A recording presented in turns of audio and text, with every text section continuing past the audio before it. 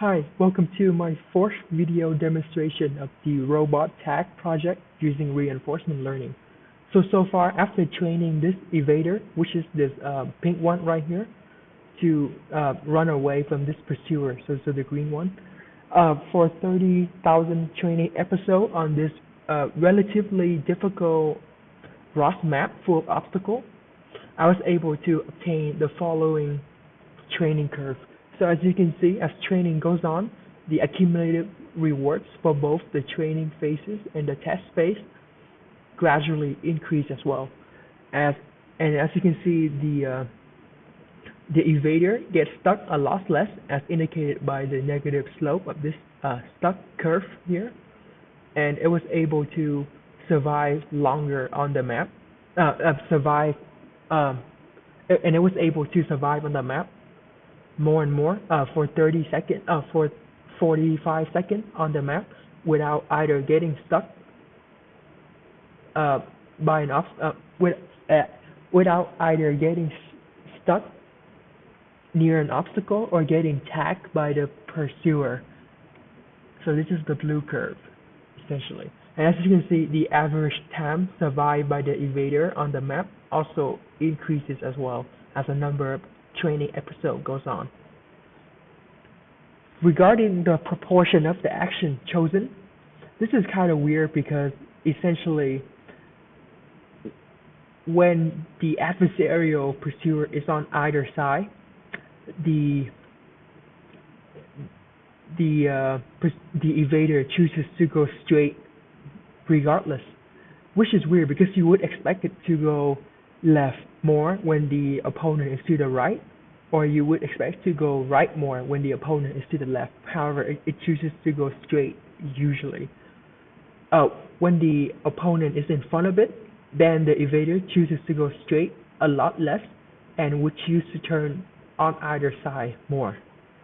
So let me go ahead and show you what I have right now. Okay, I just need to.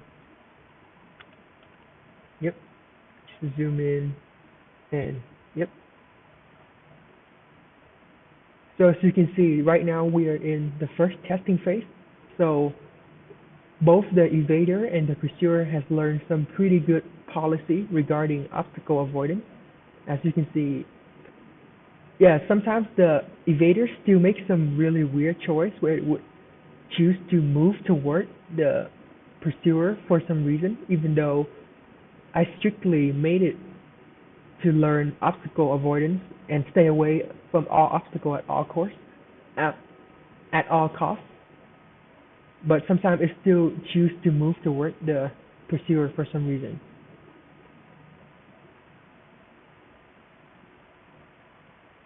So as you can see, the pursuer is trying to make its way toward the area where the evader is.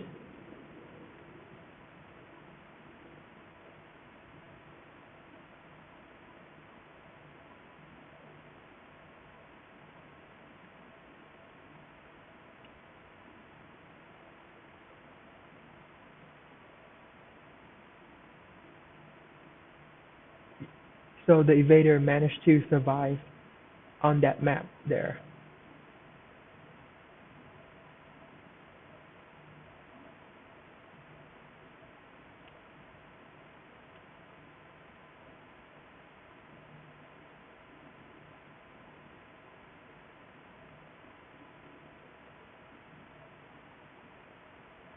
Oh, so close. Yeah, the pursuer almost tagged the evader there, but it escaped by a narrow margin.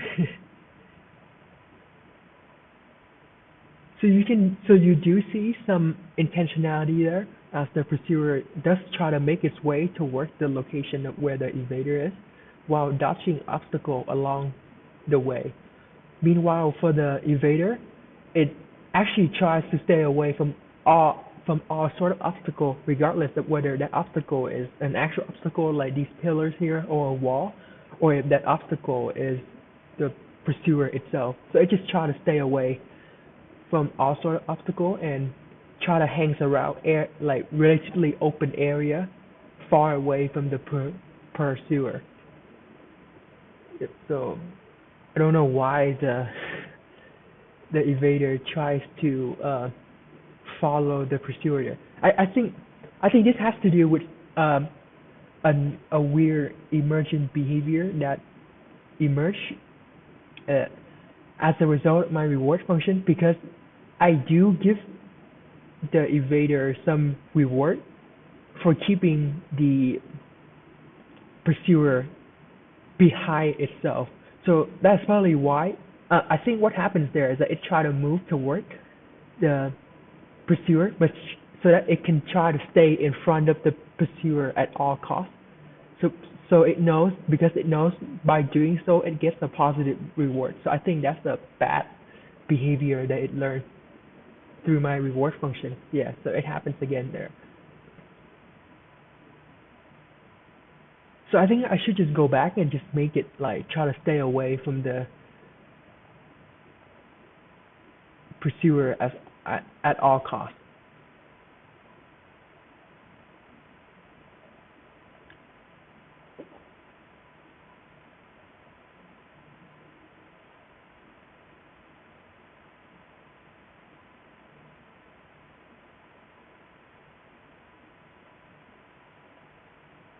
Yep. So so far you can see both of them are doing pretty decently with obstacle avoidance, but yeah, sometimes they do still make mistakes.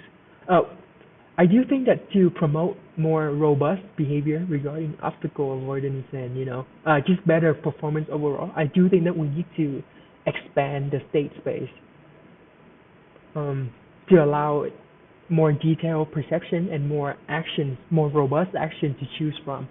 However, that would make the queue table to increase in size, like to like combina- combinator exponentially, but you know, it would increase in size a lot.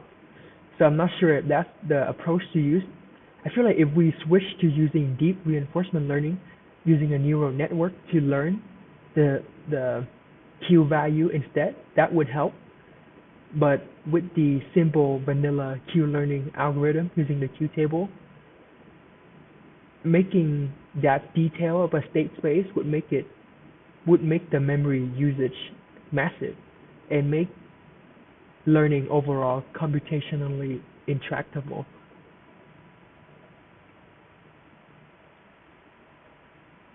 Yep, so this is what I have so far. So right now is we have a pretty decent game of tag, but it's not that great to be honest so far. So thank you so much for watching. This is all I have.